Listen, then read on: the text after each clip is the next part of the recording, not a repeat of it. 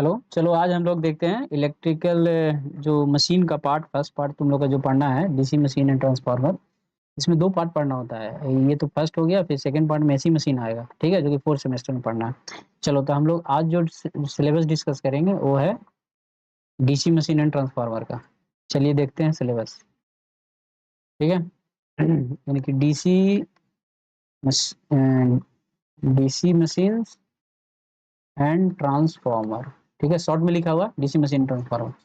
ये subject number third होगा, ठीक। चलो तो वन बाई वन देख लेंगे हर यूनिट में क्या पढ़ना है, ठीक है। आगे जितना भी मतलब हम जब पढ़ाना शुरू करेंगे तब अच्छा से डिस्कस करेंगे। अभी यहाँ पे क्या है ना कि सिलेबस डिस्कस कर रहे थे, टॉपिक बता देते हैं कौन सा टॉपिक कितना इंपॉर्टेंट है, उसको याद रखना। हर टॉपिक अपने में बेस्ट होता है, तो उसको बहुत जरूरी होता है, ठीक है। चलो तो यहाँ पे डीसी जनरेटर यानी कि डीसी मशीन में देखो, अभी जो दो यूनिट है, फर्स्ट यूनिट नंबर फर्स्ट और यूनिट नंबर सेकेंड, ये जो दोनों यूनिट है डीसी मशीन का पार्ट हो गया, डीसी मशीन का पार्ट है। फिर जो थर्ड है और जो फिर फोर्थ है और जो फिफ्थ है, ये सब तीनों यूनिट क्या है तो ये ट्रांसफार्मर का है। इसका यूनिट ये किसका है, किससे रिलेटेड टॉपिक पढ़ना है, ट्रांसफार्मर से, ठीक है। ये चीज हो गया पहला नंबर। एक चीज और देख लो कि नंबरिंग देख लेते हैं कि कौन सा किससे कितना नंबर आएगा। पहला है ये 14 मार्क्स का क्वेश्चन यहाँ से आएगा। फिर जो डीसी मोटर है यहाँ से बात करेंगे तो हम लोग 16 मार्क्स का क्वेश्चन यहाँ से आएगा। फिर अगर सिंगल फेज से देखोगे तो यहाँ से सिंगल फेज ट्रांसफार्मर से तो 14 मार्क्स यहाँ भी आएगा, और थ्री फेज ट्रांसफार्मर से बोलोगे तो 40 मार्क्स यहाँ से भी आएगा। और स्पेशल पर्पज देखोगे तो 12 नंबर का क्वेश्चन यहाँ से, यानी टोटल हो गया 70। तो 70 तुमको यहाँ से डन हो जाएगा। तो वन बाई वन हम लोग देख लेते हैं, ठीक है ना। क्योंकि पहले हम लोग डीसी मशीन का देख लेते हैं कि सिलेबस में क्या पढ़ना है, फिर उसके बाद ट्रांसफार्मर का देख लेंगे, ठीक है ना। चलिए तो यहाँ दो पार्ट, दो ही मशीन पढ़ना है, डीसी मशीन दूसरा ट्रांसफार्मर। डीसी मशीन में दो, एक जनरेटर एक मोटर, और ट्रांसफार्मर में मतलब कि सिंगल फेज ट्रांसफार्मर और थ्री फेज ट्रांसफार्मर और स्पेशल पर्पस ट्रांसफार्मर। चलो तो देखना है सिंपल। हर मशीन में देखो दो चीज कॉमन होता है। एक होता है कंस्ट्रक्शन, हर मशीन का कंस्ट्रक्शन आना चाहिए। इंट्रोडक्शन तो पता होना चाहिए पहले कि हाँ, मशीन होता क्या, पहले के नंबर की वो मशीन है क्या, उसका काम क्या है, वो चीज। फिर कंस्ट्रक्शन होता है, फिर वर्किंग प्रिंसिपल होता है, उसके बाद ही सब हम लोग कहानी देखते हैं। तो जो चीज दो टर्म है ना, कंस्ट्रक्शन एंड प्रिंसिपल, वो सब में आएगा। लेकिन डीसी मशीन का कंस्ट्रक्शन हम लोग अगर बात करते हैं कि देखो यहाँ लिखा हुआ कंस्ट्रक्ट डीसी मशीन और कंस्ट्रक्शन लिखा है, इसमें दोनों आ गया। जब कंस्ट्रक्शन जो होता है ना, जनरेटर और मोटर, डीसी जनरेटर और मोटर का दोनों का सेम होता है कंस्ट्रक्शन। तो यहाँ पे लिखा है कंस्ट्रक्शन, लेकिन यहाँ पे देखो कंस्ट्रक्शन नहीं लिखा है, क्योंकि जो कंस्ट्रक्शन वो हो वहाँ जनरेटर में पढ़ोगे वही कंस्ट्रक्शन सेम मोटर में होगा, ठीक है। चलिए अब नेक्स्ट है वर्किंग प्रिंसिपल।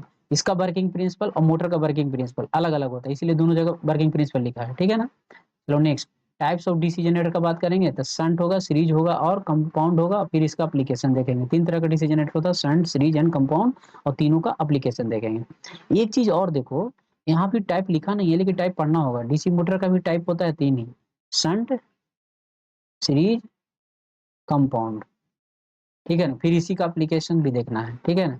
अब वहां पे देखो ईएमएफ इक्वेशन है, तो यहाँ भी ईएमएफ इक्वेशन है कि नहीं।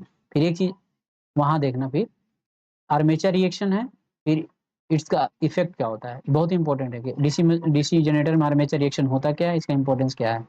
यहाँ क्या आ गया, बैक ईएमएफ। बैक ईएमएफ जो कि ये भी इंपॉर्टेंट है, बैक ईएमएफ भी बहुत इंपॉर्टेंट है। आप देखो यहाँ पर कम्यूटेशन आता है, क्या कम्यूटेशन, डीसी जनरेटर है ना, कम्यूटेशन आएगा, ये भी इंपॉर्टेंट है, वेरी इंपॉर्टेंट। एक टर्म होता है कम्यूटेशन, इसका क्या है, इसका क्या इंपॉर्टेंस होता है कम्यूटेशन का, वो सब डिस्कस करेंगे डिटेल्स में। फिर इसमें आता है voltage buildup in DC generator. Voltage buildup in DC generator में वोल्टेज बिल्डअप कैसे होता है, क्या होता है डीसी जनरेटर में, है ना। तो ये टॉपिक को डिस्कस करेंगे। फिर उसके बाद इंटरनल एंड एक्सटर्नल कैरेक्टरिस्टिक्स की बात करेंगे। जितना भी तीनों मोटर पढ़ेंगे, शंट, सीरीज एंड कंपाउंड, सबका इंटरनल कैरेक्टरिस्टिक्स एक्सटर्नल कैरेक्टरिस्टिक्स हम लोग यहाँ डिस्कस करेंगे, ठीक है ना। फिर मशीन में लॉसेस क्या होगा, इफिशियंसी क्या होगा मशीन का, वो देखेंगे। देखो भाई, अगर इफिशियंसी किसी भी चीज को देखोगे ना तो वो होता है output power by input power. नहीं, इनपुट में कितना दिया आउटपुट में कितना आएगा, है ना।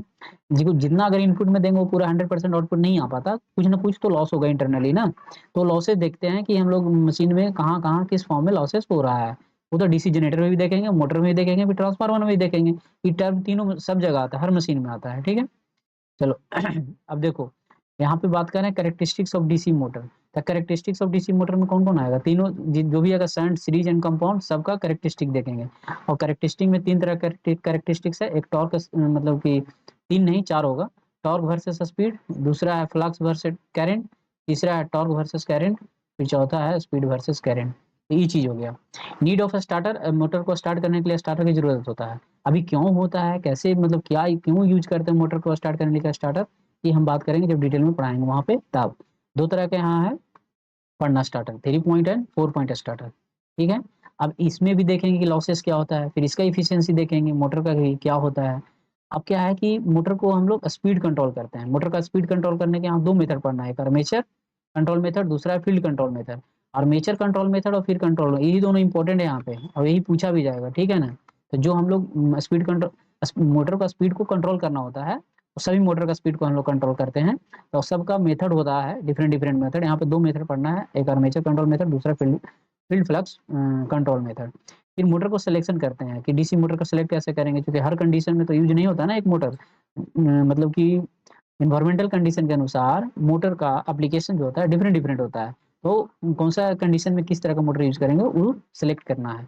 फिर है लास्ट में application of different types of DC motor. जितना भी तीन तरह का मोटर पढ़ेंगे उसका तीनों का करेक्टरिस्टिक्स अगर अलग अलग है तो एप्लीकेशन भी अलग अलग होगा, तो इसलिए एप्लीकेशन अलग पढ़ेंगे। अब आते हैं सिंगल फेज ट्रांसफार्मर में। देखो ट्रांसफार्मर को कंस्ट्रक्शन कैसे करेंगे, पहले तो इंट्रोडक्शन देख लेंगे, फिर कंस्ट्रक्शन देख लेंगे। उसके बाद सेल टाइप क्या होता है, कोर टाइप क्या होता है, कंस्ट्रक्शन के अनुसार दो टाइप का होता है, फर्स्ट ये, दूसरा कोर टाइप। वर्किंग प्रिंसिपल देखेंगे कि वर्किंग प्रिंसिपल में कौन सा सिद्धांत पे काम करता है ट्रांसफार्मर। जब वर्किंग प्रिंसिपल देखेंगे तो वहाँ पर देखेंगे कि फ्लक्स कैसे सेटअप होता है। फ्लक्स सेटअप जब देखेंगे ना उसी दौरान देखेंगे यूजफुल फ्लक्स क्या होता है और लीकेज फ्लक्स क्या होता है। ईएमएफ इक्वेशन, वहाँ मैथमेटिकल इक्वेशन निकालेंगे, कितना आएगा वो सब हम वहाँ बताएंगे, उसको याद भी रखना है, ठीक है ना। फिर ईएमएफ इक्वेशन आ जाएगा तब ट्रांसफॉर्मेशन रेशियो आ जाएगा, ठीक है, क्योंकि एक दो स्टेप के बाद ट्रांसफॉर्मेशन रेशियो निकल जाता है। फिर ट्रांसफॉर्मर में लॉसेस देखेंगे, यहाँ दो तरह का लॉसेस मेंशन किया, कोर लॉस और कॉपर लॉस, ये दोनों इंपॉर्टेंट ही होगा। फिर ट्रांसफॉर्मर जो होता है आइडियल एंड प्रैक्टिकल, दो तरह का ट्रांसफार्मर पढ़ेंगे, एक आइडियल एंड प्रैक्टिकल, देखेंगे कि आइडियल में और प्रैक्टिकल ट्रांसफार्मर में क्या अंतर होता है, ठीक है ना, दोनों में क्या डिफरेंस होता है, ठीक ये चीज। फिर ट्रांसफार्मर का इक्विवेलेंट सर्किट जो कि बहुत इंपॉर्टेंट है, very very important. Equivalent circuit देखेंगे, इक्विवेलेंट सर्किट देख लेने के बाद उसके बाद फेजर डायग्राम देखना है उसका। फिर एक नया टॉपिक आया है, ये पहले नहीं था, पर यूनिट सिस्टम अभी आया है। तो पर यूनिट सिस्टम जो होता है ट्रांसफार्मर में कैसे यूज करते हैं, कैलकुलेशन न्यूमेरिकल जब सोल्व करेंगे तो उसमें यूज किया जाता है इसको, ठीक है। तो वहाँ पे ये चीज हम फिर डिस्कस करेंगे। फिर एक टर्म आता है वोल्टेज रेगुलेशन, वोल्टेज रेगुलेशन बहुत इंपॉर्टेंट होता है। ट्रांसफार्मर का वोल्टेज रेगुलेशन होता क्या है पहले तो ये देखेंगे, ठीक है ना, मैथमेटिकल इक्वेशन निकालेंगे। उसके बाद देखेंगे वोल्टेज रेगुलेशन मैक्सिमम कब होगा, जीरो कब हो जाएगा, मिनिमम कब होगा, ठीक है। फिर इसी तरह से फिर इफिशियंसी देखना है ट्रांसफार्मर का, इफिशियंसी मैक्सिमम इफिशियंसी ट्रांसफार्मर का होने का कंडीशन देखना है जो कि इंपॉर्टेंट है ये। फिर ये देखना है कि ऑल डे इफिशियंसी क्या होता है, जिसका सिग्निफिकेंस क्या होता है, ठीक है। नेक्स्ट ट्रांसफार्मर का टेस्ट करते हैं, तो तीन तरह का टेस्ट है, एक पोलरिटी टेस्ट, दूसरा ओपन सर्किट टेस्ट, तीसरा शॉर्ट सर्किट टेस्ट। यदि ट्रांसफार्मर को फील्ड में मतलब कि अप्लाई डायरेक्ट सिस्टम में मैंने पावर सिस्टम में कनेक्ट करने से पहले हम लोग ट्रांसफार्मर को टेस्ट करते हैं कि जो ट्रांसफार्मर बना है क्या मतलब उस लाइक है या नहीं, कहीं दिक्कत तो नहीं है, फॉल्ट तो नहीं है कुछ, है ना, ये देखते हैं। फिर नेक्स्ट आएगा parallel operation of two single phase transformer, मतलब सिंगल फेज ट्रांसफार्मर का पैरेलल ऑपरेशन करते हैं, और पैरेलल ऑपरेशन करने के लिए मिनिमम दो होना ही चाहिए, एक से ज्यादा ट्रांसफार्मर होगा तभी पैरेलल ऑपरेशन करेंगे। यहाँ दो लिखा है तो दो जरूरी नहीं है, दो से तीन हो सकता है, चार हो सकता है, पांच हो, कितना भी ट्रांसफार्मर होगा हम लोग पैरेलली कनेक्ट कर सकते हैं। नेक्स्ट एक ट्रांसफार्मर है जो कि वेरी वेरी इंपॉर्टेंट हो गया, ऑटो ट्रांसफार्मर। अब ऑटो ट्रांसफार्मर में क्या देखेंगे, पहले कंस्ट्रक्शन देखेंगे, फिर एप्लीकेशन देखेंगे, फिर उसके बाद देखेंगे inductive and conductive power transfer क्या होता है, कॉपर सेविंग क्या होता है, ये सब देखना है, ये सब टर्म है, समझना है, डेप्थ में ही समझेंगे। फिर एक टर्म और आ जाएगा जो कि शॉर्ट नोट के लिए इंपॉर्टेंट है, बस और कुछ नहीं है, एनर्जी इफिशिएंट एम्ब्रोफस मेटल ट्रांसफार्मर। ठीक है, शॉर्ट नोट के लिए याद करना है, इसको बताएंगे कैसे कंस्ट्रक्ट करते हैं, क्या है इसके एडवांटेज डिसएडवांटेज सब दिखेंगे, ठीक है। नेक्स्ट है three phase transformer. Three phase transformer में हम लोग bank of three single phase transformer and single unit of three phase transformer, ये दोनों में अंतर क्या है वो सब वहीं देखेंगे, क्या होता है तीन दोनों वो देखना है, दोनों में अंतर है क्या, दोनों कैसे काम करता है वो वहीं देखेंगे जब पढ़ाएंगे हम। फिर थ्री फेज ट्रांसफार्मर का जितना पार्ट होगा उसका डिस्कस करेंगे। फेजर ग्रुप क्या होता है थ्री फेज ट्रांसफार्मर, उसको डिस्कस करेंगे। ओपन डेल्टा ट्रांसफार्मर क्या होता है वो देखेंगे। फिर यहाँ पर पैरेलल ऑपरेशन यहाँ भी आ गया। पैरेलल ऑपरेशन सिंगल फेज में भी होता है, थ्री फेज में भी होता है। एक टर्म यहाँ नया आ जाता है, मैग्नेटाइजेशन फिनोमेना। ठीक है, जब ट्रांसफार्मर जब पढ़ाएंगे ना तो मैग्नेटाइजेशन फिनोमेना क्या होता है, इससे क्या इफेक्ट पड़ता है ट्रांसफार्मर का, वो सब वहाँ पे हम लोग डिस्कस कर लेंगे। चलो नेक्स्ट लास्ट टॉपिक, जो लास्ट जो यूनिट है स्पेशल पर्पस ट्रांसफार्मर। ये स्पेशल पर्पस नाम ही है स्पेशल पर्पस, मतलब स्पेशल काम के लिए इसको यूज करेंगे। जैसे आइसोलेशन ट्रांसफार्मर है तो इसका देखेंगे कंस्ट्रक्शन क्या होता है, कहाँ यूज करेंगे, कैसे यूज करेंगे। फिर इसका भी ग्राउंडिंग ट्रांसफार्मर का भी वही देखेंगे, कंस्ट्रक्शन कैसे यूज होता है, कहाँ यूज होता है। इंस्ट्रूमेंट ट्रांसफार्मर देखेंगे क्या होता है, कैसे यूज करते हैं, कहाँ यूज करते हैं। फिर C T and P T ये होता है करंट ट्रांसफार्मर, ये हो गया पोटेंशियल ट्रांसफार्मर, इसी को वोल्टेज ट्रांसफार्मर बोलते हैं।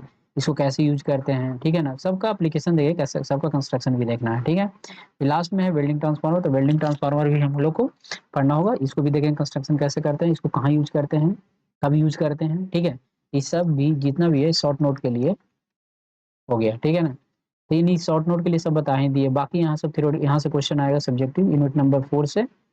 ठीक है, फिर यूनिट नंबर 3 पूरा सब्जेक्टिव क्वेश्चन न्यूमेरिकल के साथ। फिर सेकंड वाला भी न्यूमेरिकल थ्योरी सब आ जाएगा, और फर्स्ट वाला भी न्यूमेरिकल थ्योरी सब आएगा। तो यानी 70 नंबर इस तरह से कवर हो जाएगा। ठीक है ना, तो हम लोग नेक्स्ट टाइम से क्या करेंगे, यूनिट नंबर मतलब यूनिट नंबर जो है ना, हम लोग पहले ट्रांसफार्मर पढ़ेंगे, तो यूनिट नंबर 3 से शुरू करेंगे, सिंगल फेज ट्रांसफार्मर से। पहले कंप्लीट कर लेते हैं ट्रांसफार्मर, उसके बाद हम लोग 1 एंड 2 यूनिट पढ़ेंगे। जब वो थ्री मतलब यूनिट 3 पढ़ लेंगे, 3 के बाद हम लोग पढ़ लेंगे फोर्थ, फोर्थ के बाद फिफ्थ, तब 1 एंड 2। ठीक है, इस तरह से शुरू करेंगे। ठीक है, ओके, चलो बाय। वीडियोस बनाने हैं, फिल्मोरा है ना।